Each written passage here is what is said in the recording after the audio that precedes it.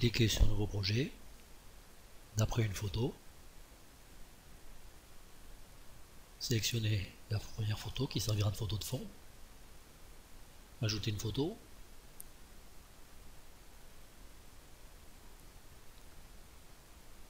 Par défaut, c'est l'outil de déplacement qui est sélectionné. Pour déplacer une photo, cliquez dessus, maintenez le bouton gauche enfoncé et glissez la souris. Pour redimensionner, même chose sur un des bords de la photo. Par défaut, lorsque vous redimensionnez, vous conservez le ratio de la photo. Pour redimensionner sans conserver le ratio, maintenez la touche CTRL enfoncée.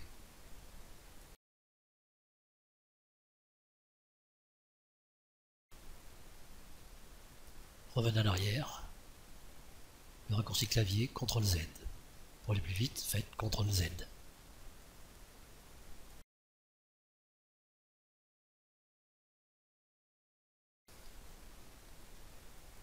Ajoutez une autre photo. Redimensionnez pour faire correspondre les tailles. Vous pouvez diminuer l'opacité de la photo pour vous aider.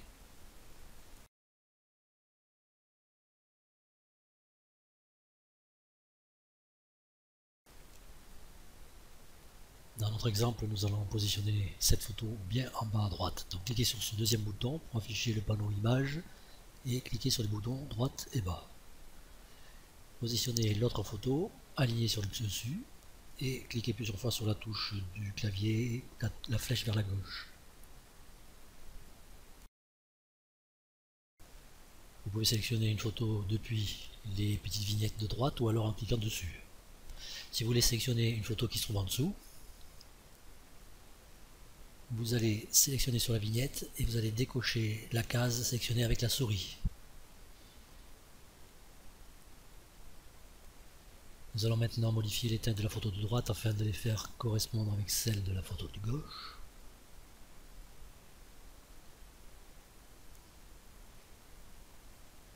Utilisez dans ce cas le curseur teinte, tout simplement. Dans d'autres cas que nous verrons plus tard, nous opérerons de manière différente. Ajoutez un peu de soleil, de reflet sur la peau. Vous pouvez en saisir la valeur à la main. Faites seulement un petit clic là. Un deuxième clic. On va maintenant s'occuper de cette petite partie. Sélectionnez la photo et ajoutez un calque. Un calque, c'est une image transparente qui a pris les dimensions et les positions de la photo qui était sélectionnée. Revenez en arrière pour repositionner le calque. Augmentez la taille du calque vers la gauche en pressant la touche CTRL. Cochez le calque et la photo et assemblez les deux en cliquant sur ce bouton ou alors dans le menu.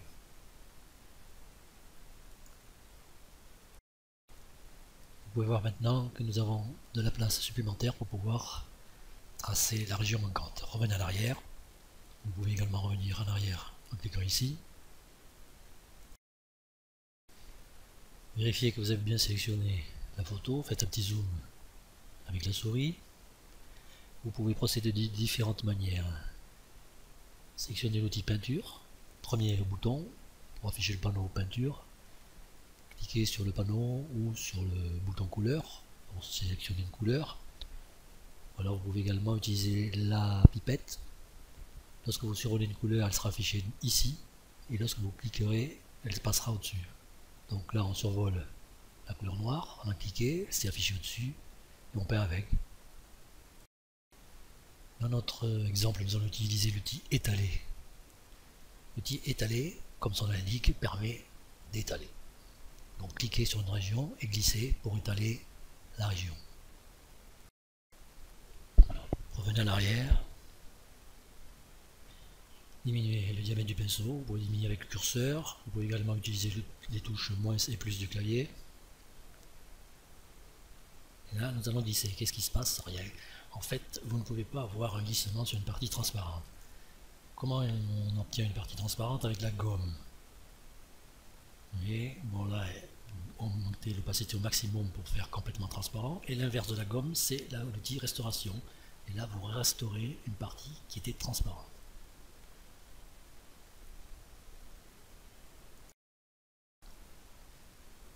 Si vous restaurez la partie qui se trouve ici, vous pouvez voir qu'effectivement, on peut bien voir la région qui a été glissée. On revient en arrière. Nous allons faire une sélection afin de restaurer cette partie. Utilisez l'outil polygone. Alors cet outil, vous cliquez, vous maintenez enfoncé pour tracer et vous double-cliquez pour fermer la sélection. Désélectionnez, sélectionnez à nouveau. Avec cet outil polygone, vous pouvez également tracer des droites. Donc cliquez, relâchez le bouton et glissez la souris pour tracer une droite. Faites des petits clics successifs. Donc vous pouvez tracer comme on l'a vu également. Et une fois terminé, double-clic pour fermer la sélection. Désélectionnez et sélectionnez à nouveau. Tracez avec l'outil polygone sur cette région. Double-cliquez pour fermer. Lorsqu'une région est sélectionnée, vous ne pouvez dessiner qu'à l'intérieur de celle-ci. Donc là, on utilise l'outil Restore pour restaurer. Désélectionner. Utilisez l'outil étaler. Vous pouvez modifier le diamètre. Par contre, l'opacité n'a aucune influence sur l'outil étalé. Donc cliquez, maintenez enfoncé, étaler. Ce que vous étalez n'est pas visible dans les parties transparentes. Si vous restaurez, vous verrez apparaître tout ce qui a été étalé. Revenez en arrière. Zoomez avec la roulette de la souris. Tout est OK. On sauvegarde la scène. Sélectionnez scène, enregistrez. Saisissez le nom du fichier. Enregistrez.